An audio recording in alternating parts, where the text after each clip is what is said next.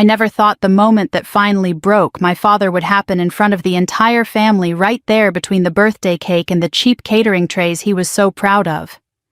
But I can still hear the clink of his fork dropping when Tom's boss looked him straight in the eye and said almost politely, "Interesting, because your son is fired." The whole room froze. My father's smile collapsed. And for the first time in my life, I watched him look truly, honestly lost. People like to say you always remember the exact second your life changes. That was mine. But that's not where the story starts. It starts 2 days earlier when I came home to a family that had never cared to understand who I really was. When I stepped off the Greyhound bus that Friday afternoon, the wind smelled like cut grass and lake water. Small American towns always smell the same in the summer warm asphalt grilling meat and somebody's laundry drying on a line. It's the kind of scent that makes older folks nostalgic and younger folks impatient. For me, it was just familiar, not comforting, not painful, just a reminder of where I came from and why I left.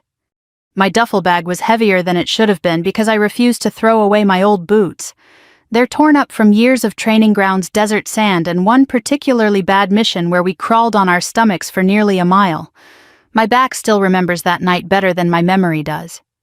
Most people back home don't know what I do in the military. My father certainly doesn't. He only knows the parts he wants to know, mostly that I ran away from responsibility and chose a man's world to hide in. It's funny how parents build entire narratives out of the pieces that flatter them. He told me to come home for the party, didn't ask told. I'd just finished a long stretch of duty and thought maybe it would be easier this time. That's the kind of hope adult children carry longer than they should. We cling to scraps that never grow into anything. The driveway was crowded when I got home. Too many cars for our small house.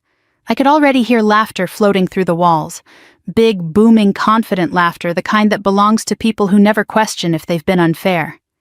When I walked in, no one really looked up. My mother waved a distracted hand, then returned to arranging deviled eggs. My father gave me one of his curt nods, his version of affection, I guess. Only my niece, little Emily, ran up to hug me. 8 years old and the only person in that house who genuinely cared, I walked through the door alive. "Are you staying?" she asked, gripping my sleeve. "For a couple of days," I told her. She looked relieved. That's all I needed to feel like the trip wasn't a complete mistake. I spent the first hour helping my mom refill plates and replace empty glasses. My dad didn't introduce me to anyone. When people realized I was home, they gave me the standard polite tilt of the head. "Oh, you're the military one, right?" Never "thank you for your service." Just the military one, like a category instead of a person.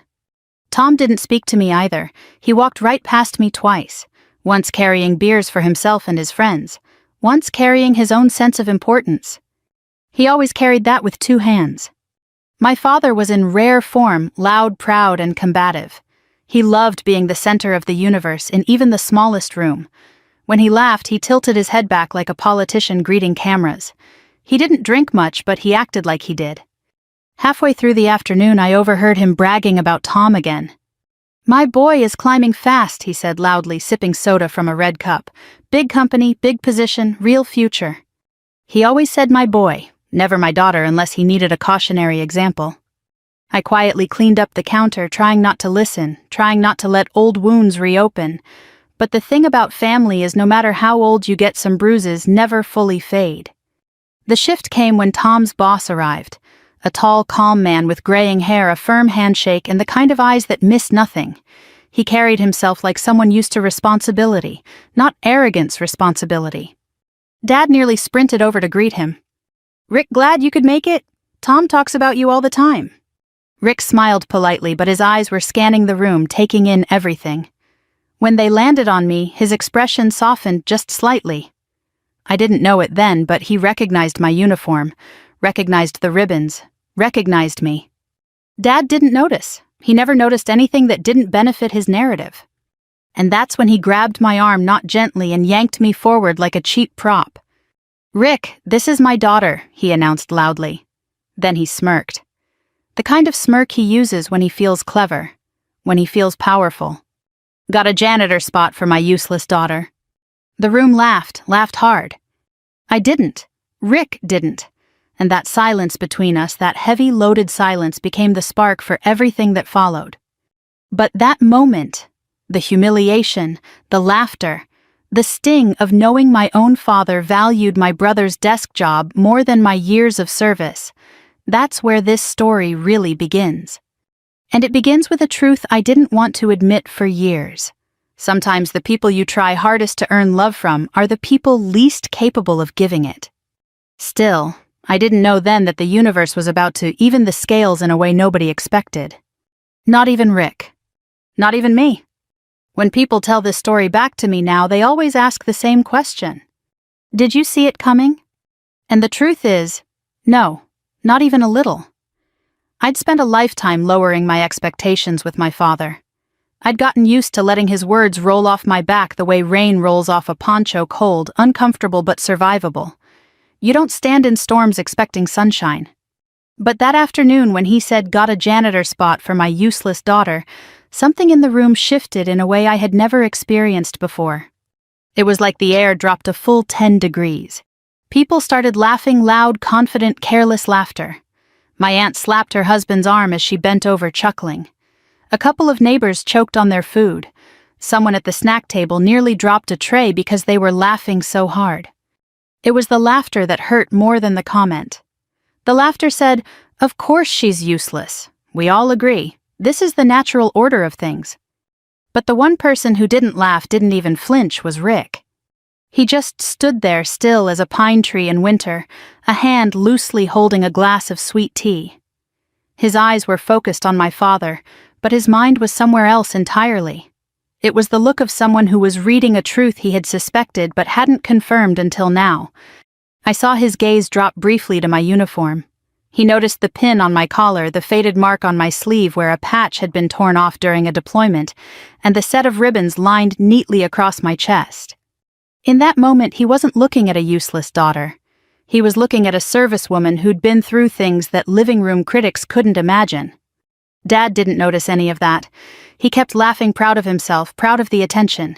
He slapped Rick on the shoulder as though expecting him to join in the humiliation. "Come on, Rick," Dad said, grinning like a man who thought he was clever. "Tell her if you've got anything she can do. She won't mind sweeping floors. She's built for that." It was so quiet then that you could hear the ice melting in the punch bowl.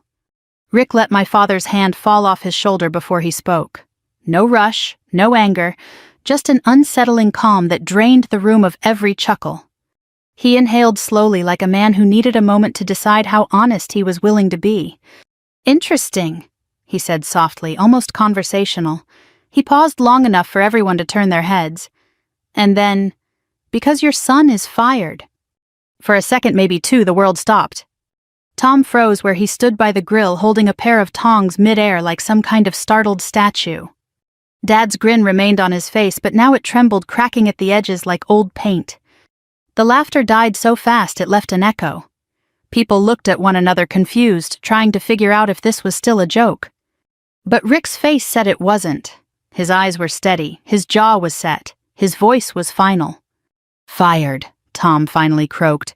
"What do you mean fired? I went above target this quarter. Rick didn't raise a hand. He didn't need to. His voice alone was enough to quiet Tom. "You've been ignoring compliance warnings for months. You submitted altered reports. You failed an internal audit. And last week, Rick said, locking eyes with Tom, you tried to blame a coworker for your own mistakes." Murmurs spread across the yard. Someone gasped. Tom took a shaky step forward. That's not fair. Dad, tell him."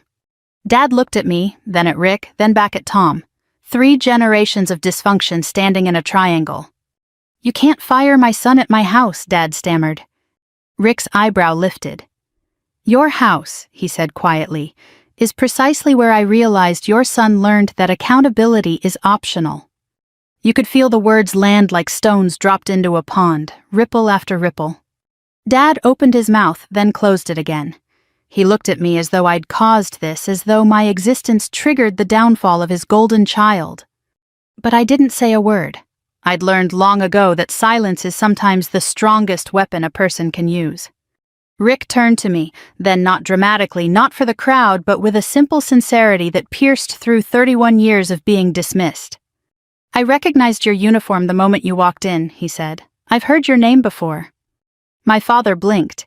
You know her? Rick nodded. I was at a briefing 3 months ago. Your daughter was commended for handling a satellite relay failure during a joint operation. Her team made it home because of her. My chest tightened, not out of pride, but because I'd never expected anyone to repeat that story. It wasn't the kind of thing my family cared to know. Dad looked stunned, but not in a proud father way. More like a man whose worldview had just been yanked out from under his boots. Rick wasn't done. She deserves respect, Mr. Dalton, he said calmly, and frankly she's earned more honor than your son has earned honesty. My father swallowed hard, his face flushed a dull red, then pale, then red again. People stared, not at me, at him. For the first time in my life, I saw embarrassment on his face instead of on mine. Tom's voice rose desperate. You can't do this! Dad, say something, Dad. But Dad had no words. Not in that moment, not in that silence he had created by his own hand. I stepped back quietly, letting the scene play out without me. This wasn't my revenge. This was life holding up a mirror. And sometimes the truth is enough. People always assume the most dramatic part of that day was when Rick said the words, "Your son is fired." But the truth is, the real shock came afterward, when the crowd thinned out, when the music softened, and when the truth behind everything finally surfaced like a long-buried object rising through deep water. Most of my relatives didn't know what to say. Some pretended to refill drinks they didn't need. Others suddenly discovered a fascinating stain on the deck floor. A few cleared their throats like the air had gotten too thick to breathe. No one laughed anymore, not even nervously. Tom was pacing in tight circles like an animal caught in its own storm. Dad hovered beside him, rubbing the back of his neck, jaw, tight eyes darting between me and Rick, as if trying to pin blame on either of us. But Rick stood calm and unbothered, the way someone stands when he has nothing left to hide. He held his sweet tea like it was just another Saturday afternoon. Not a tremble, not a twitch. Finally, Tom stopped pacing. You don't understand, he said, voice cracking. I've been under pressure. Everyone else misses deadlines too. I'm not worse than them. Rick didn't argue. He didn't need to. He simply said, the difference is that you hide your mistakes. They correct theirs. Dad stepped forward, then puffing his chest slightly, an old habit he used whenever he felt his authority slipping. Rick, with all due respect, Dad said, voice trembling with forced composure, this is a family gathering, not an office. Maybe we should discuss this privately. Rick turned his head slowly, not rudely, just deliberately. Your son's employment is not the issue, he said. The issue is character, and character is always revealed most clearly at home. Dad blinked. It was like someone had slapped him with a sentence instead of a hand. Tom tried again. So you're firing me because of this, because of her. He jabbed a finger vaguely in my direction without even looking at me. I felt something twist inside me. Not anger, just a deep old ache like a bruise pressed years after it should have healed. Rick shook his head. I'm firing you, he said plainly, because you've been dishonest, careless, and unreliable. Today just confirmed why. Dad opened his mouth, then closed it. Tom's face went pale. And I stood there quiet as always, not knowing where to put my hands or my eyes.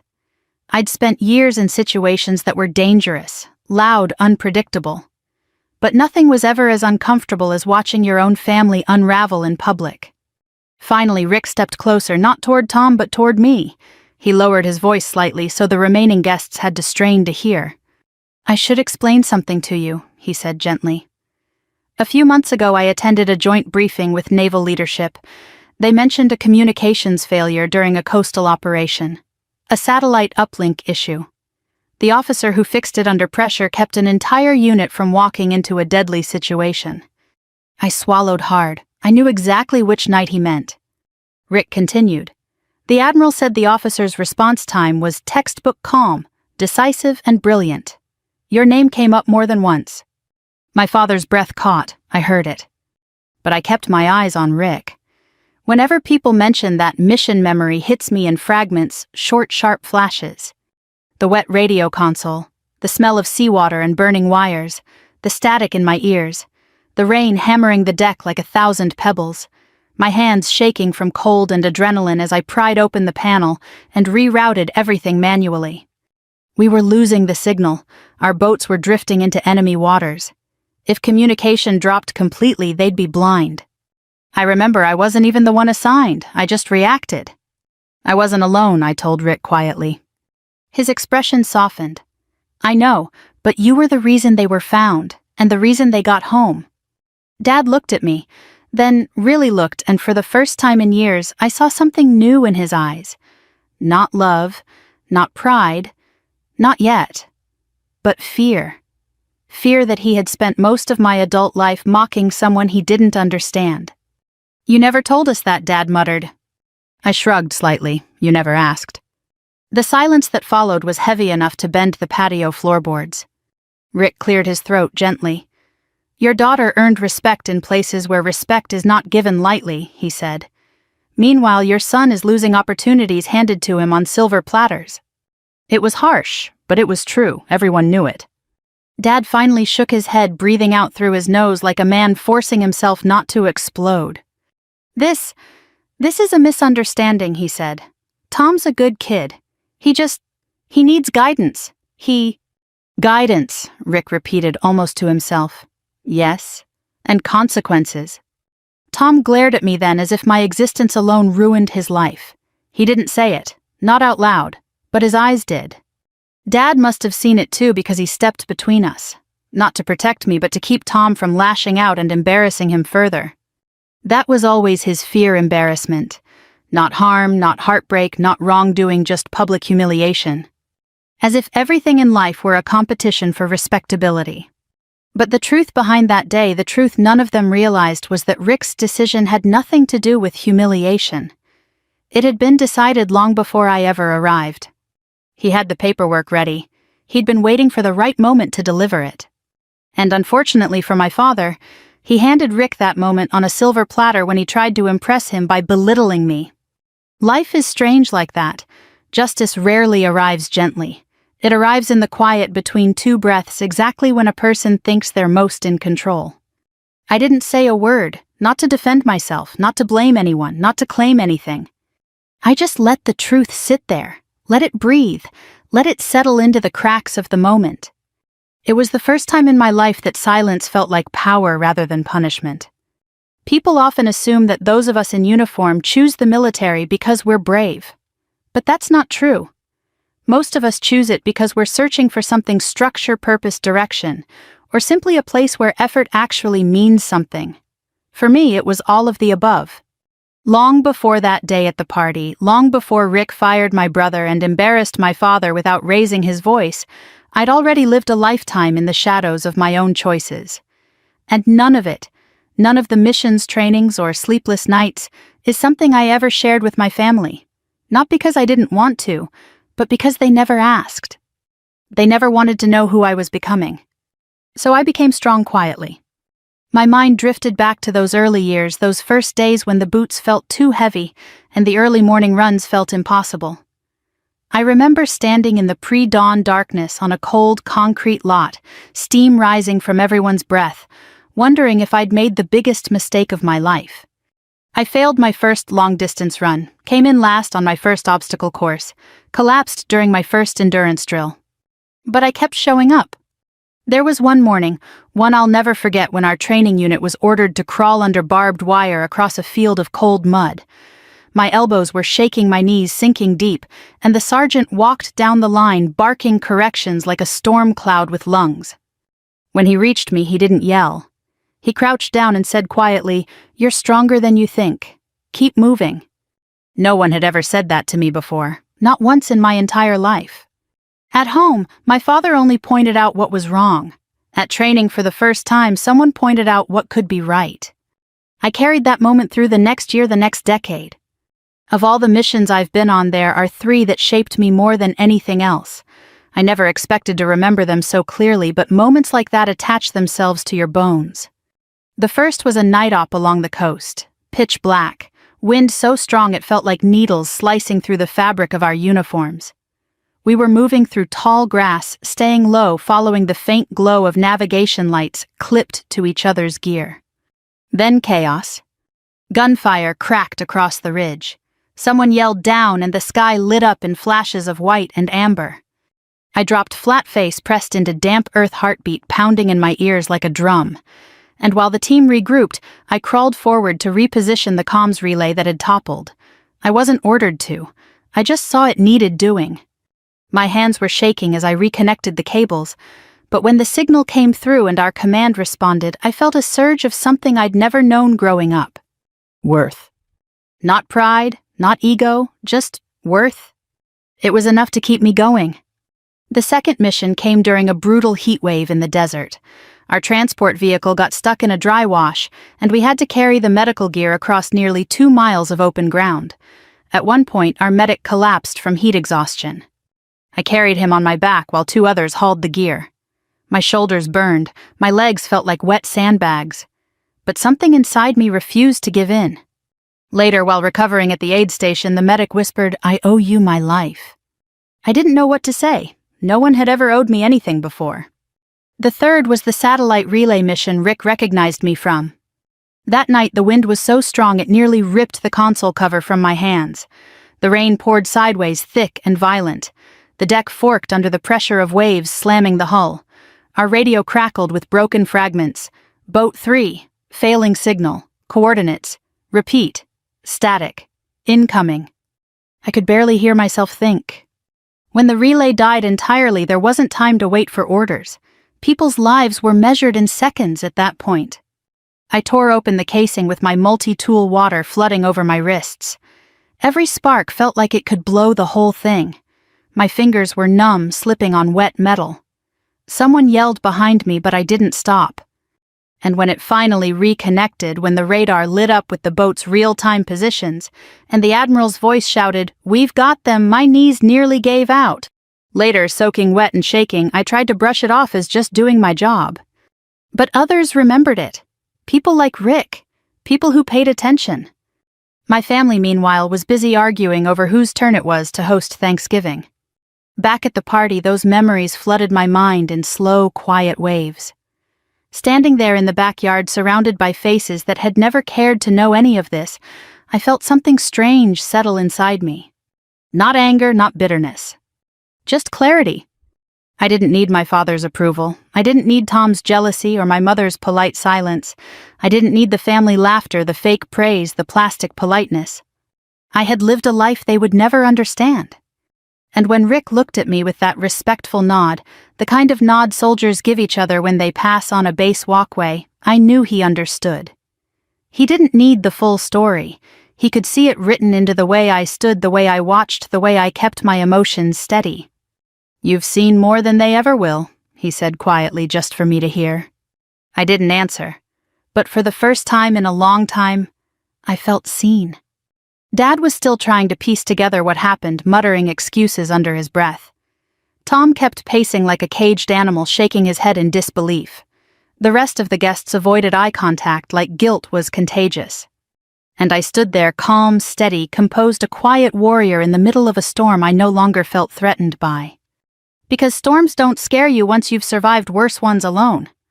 I've lived through chaotic nights, overseas storms that tore tents from the ground, comms blackouts that made minutes feel like hours, and missions where the line between life and death blurred into a single thin thread of luck and training. But none of those nights prepared me for the strange quiet that settled over my family's backyard after Rick fired Tom. It wasn't silence. It was something heavier, like the whole space inhaled and didn't know how to exhale again. People stood in small clusters, avoiding eye contact, whispering nervously. It reminded me of the minutes after an explosion when the dust hangs in the air, and everyone is wondering who's hurt, who's to blame, and what they're supposed to do next. Tom was the first to break. "This is ridiculous," he snapped, throwing his hands up. "You did this on purpose. You embarrassed me in front of my entire family." Rick didn't flinch. He simply folded his hands behind his back the way commanding officers sometimes stand when they're allowing someone to fail their own argument. "I didn't embarrass you," Rick said calmly. "Your choices did." Dad rushed to Tom's side as though he were protecting a fallen soldier. "Rick, come on," he pleaded. "Tom's a hard worker, a good boy. Whatever this is, we can sort it out." Rick's eyes moved slowly from Tom to my father. I gave him chances. More than he deserved, he said. But honesty isn't optional, not in my company. Dad's voice cracked like old wood. You can't fire him here, not today, not like this. Rick sighed, a tired, disappointed sound. I didn't fire him because of today, he said. Today simply explained why he needed to be. I could see Dad's shoulders stiffen. His pride was a brittle thing, expensive but fragile. And now, under the weight of his own words, it was cracking. He turned to me then, and for the first time in my life, his eyes were not angry or mocking. They were searching. This is your doing, he said quietly. There it was, his reflex. When something broke, blame me. It didn't matter that I'd done nothing more than stand quietly in a uniform he never understood. It didn't matter that his own cruelty had offered Rick the perfect stage to reveal the truth. I didn't defend myself, didn't argue, didn't rise to the bait. Silence, I've learned, is sometimes the loudest answer. Mom stepped closer, wringing her hands so tightly her knuckles went white. Sweetheart, did you know Rick before today? She asked hesitantly. I shook my head. No, we've never spoken before. But he knew you, she whispered. I shrugged. Some people pay attention. Tom scoffed. Oh, please, don't act like you're some kind of hero. Rick turned to him sharply, his expression still calm but with a firmness that silenced Tom instantly. She didn't need to act, Rick said. Her record speaks for itself. I wish half my staff had her discipline. That sentence felt like a weight being gently lifted from my chest. Not because I needed validation from him, but because someone in that yard finally acknowledged the years I spent quietly serving a country that my family believed was merely an escape. Dad swallowed hard. She still could have told us what she did. I met his eyes, then really met them, and for the first time he didn't look like a towering force in my life. He looked small, uncertain, human. You never asked, I said. The words weren't angry, just honest, and somehow that made them land harder. Dad took a step back like I'd physically pushed him. The party dissolved slowly like sugar in warm water. People trickled out offering stiff goodbyes and awkward pats on my shoulder. They didn't know whether to congratulate me or pity me or avoid me altogether to escape the tension. When the last guest left, the backyard looked strangely empty, plates half-eaten, cups abandoned, wrinkled napkins weighed down by forks, a battlefield without bodies. I started collecting the trash out of habit. Years of military life make it hard to stand still when something needs doing. Mom approached timidly. You don't have to clean up, she said. I know, I answered softly. But I cleaned anyway. Tom disappeared inside, slamming a door behind him. Dad stood frozen by the grill, staring at the coals like they held an answer to everything he'd ever misunderstood about me. Rick walked over and stood next to me as I tossed empty cups into a bin. You handled yourself well, he said. It wasn't really my moment, I replied. He chuckled faintly. Maybe not, but it revealed everything it needed to. I didn't ask what he meant, partly because I already knew, partly because I wasn't ready to hear it out loud. Your father, Rick began carefully, he's built his world around the idea that your brother is the strong one. I kept folding trash bags, that's how it's always been. And you, he asked gently. I learned to build my world somewhere else, I said. Rick nodded, his voice dropping to something almost like respect. That's why you succeeded. Dad finally moved then. He turned toward us, his eyes tired like he had aged 10 years in the last 10 minutes. Can we talk? He asked. I froze. Allowing him to speak didn't mean I was ready to hear him. Rick glanced at me once, checking not pushing, then stepped back. I'll give you two some space, he said quietly. He walked away with slow, deliberate steps, the kind of steps belonging to a man who had said everything he needed to say. Dad stood there, hands hanging at his sides, his voice finally stripped of bravado. I didn't know, he murmured, about any of it, about you. I didn't answer right away, not because I wanted to punish him, but because I needed to be certain he truly meant it. Maybe I said softly, you didn't want to know. He flinched, but didn't deny it. For the first time in my life, my father seemed willing to listen. It didn't fix everything. It didn't erase the years. But it was a beginning. A very small one, but beginnings are supposed to be small. That night, after the party finally collapsed under the weight of its own awkwardness, I lay awake in my childhood bedroom staring at the ceiling fan. It made a soft, ticking noise every few rotations, something I never noticed growing up but now couldn't ignore. Funny how returning home as an adult makes everything louder, the flaws, the silences, the truths you tried for years not to see. Dad had gone to bed early, claiming a headache. Mom lingered at the doorway like she wanted to say something to me, but the words never came. Tom didn't speak at all. He slammed his car door so hard when he left that every window in the house shook. And me, I just lay there wondering whether coming home had been a mistake. I must have drifted off eventually, because the next thing I knew, sunlight was creeping through the blinds, dust floating lazily in the morning air. Mom called me down for breakfast, her voice soft, too soft to be casual. I got halfway down the stairs when the doorbell rang. Mom wiped her hands on a dish towel.